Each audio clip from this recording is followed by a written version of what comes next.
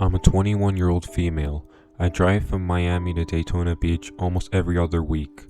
I make sure to fuel up before I start off, but this one unfortunate day, I didn't. I left Daytona around 12 a.m. driving back to Miami. I drive a black Mustang 40th anniversary. I was literally flooring it back home through I-95. The entire route was empty, other than a few trucks and small cars here and there.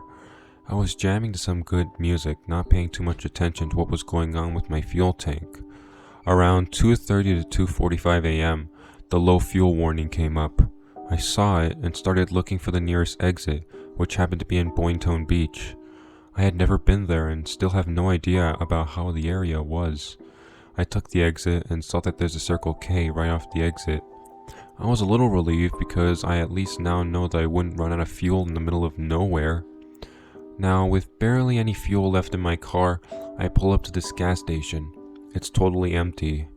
I can't even see a single car inside or even outside on the road. There were no people other than one tall man in a red colored jacket walking near the side of the gas station store where all the parkings are. But he was not very close to the pump I was at. I was a little scared, but I usually try to shake my fear off by telling myself that it's nothing. This man at this point is looking at the ground, but kind of walking in the general direction of my car. I'm still inside the car, contemplating whether I should get out or stay in. Usually I would have gone out and fueled, not being scared, but that day, something in my gut told me to lock the car and wait inside until it either goes away or walks past my car. At this point, this guy is just a few feet away from my car, still not looking at me. I'm trying to tell myself, it's okay. He doesn't even care that I'm here. I should get out. But then, my worst fear comes to life. This man looks straight at me and dashes towards the driver's side door and tries to open it. At this point, it's around 3 a.m. with no other people in the general vicinity. I literally froze for a second and thought I was going to die. He pulled onto the door handle several times trying to get it to open, but then I somehow got my senses back, turned on the car, and floored it. He didn't even let go of the door handle until I started the car and hit the gas pedal. I'm so thankful that despite the low fuel, my car still started up and drove off. I had nothing on me to defend myself. Nothing at all other than a plastic fork I got from Panda Express earlier that day. I still can't get over the whole experience. It still scares the living daylights out of me.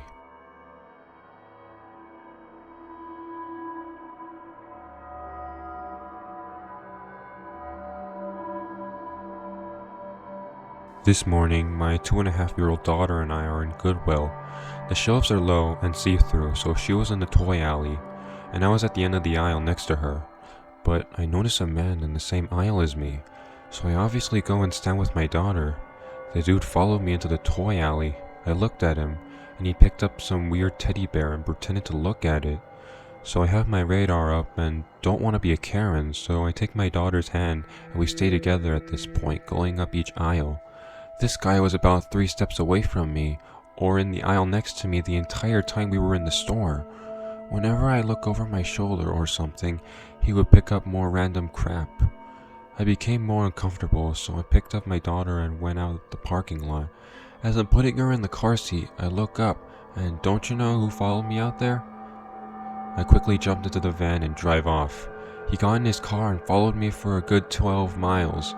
I finally ran a red light and pulled into a grocery store and lost him. But I was so scared. My MIL told me to call the police, but we just moved and I have no idea what the name of the streets are, or north or south. We live in PA, so there isn't front license plates. As I knew, he had a gray work truck with ladders on it, and he's a white man, scuffy beard, 5'10", and had sunglasses on. That describes about 90% of the male population near me, so I didn't call the police. We're home safe and sound, now doors locked up.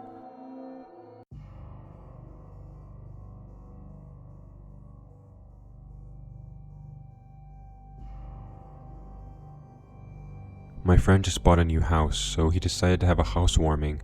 I had a great time, and just after midnight, I decided it was time to go. I tried all the taxi services in our area, and I either got no answer or told I would have to wait at least an hour. I live in rural Wales, UK, and we don't have Uber. I'm a student and work weekends, so I have to get home as soon as I could cause I had work in the morning, so I decided I'd walk home. My phone says 41 minutes and I was in a drunken state, so I make my goodbyes and refuse any company or calling any friends and set off. I was lit but not too drunk. Easily followed the directions on my phone. I got about 3 minutes in when I came across an alley I had to take. I sped up as I walked through as it was very dark, but got through and felt silly for being a little spooked. As I carried on walking, I reached a long pathway and noticed a figure in the distance. I couldn't tell if they were walking towards me or just standing still, but the closer I got, I could see them just standing, smoking a cigarette. I kept to the other side of the path and walked past. As I carried on walking, I felt a little uneasy looking back, and the guy is now walking behind me. I quickened up and hoped to gain distance, but this was a straight path and he kept pace. I knew I was getting close to an area I was familiar with from walking my dog, and I knew I would be in a well-lit residential area soon. But finally I reached a crossroad and prayed he would go the other way, but turned the same way as me. This continued all the way until I was just 2 streets away from the one I lived on. I decided I had to lose him, so the next corner I took and ran as fast as I could. I'm a fit guy, so I managed to get to the next street very quickly and up the last alley into the street I live on before looking back, and he was out of my sight. So I quickly ran into my house and got inside. My parents were in bed thankfully, so the lights were out and I took a breath and began to calm down as my dog ran to greet me. I gave her a pat and went into the living room, but kept the lights off as I planned to head straight to my bedroom after grabbing a drink. I walked from into the hall and into the kitchen as my dog Faith followed, but as I took a drink from the refrigerator, she turned to me and looked at the front door and slanted her head before slowly walking towards it. I swear I got the creepiest feelings, like my body froze as I saw a figure through the small frosted glass panel in the door. I slammed the door to the fridge and hid out of view. I was terrified.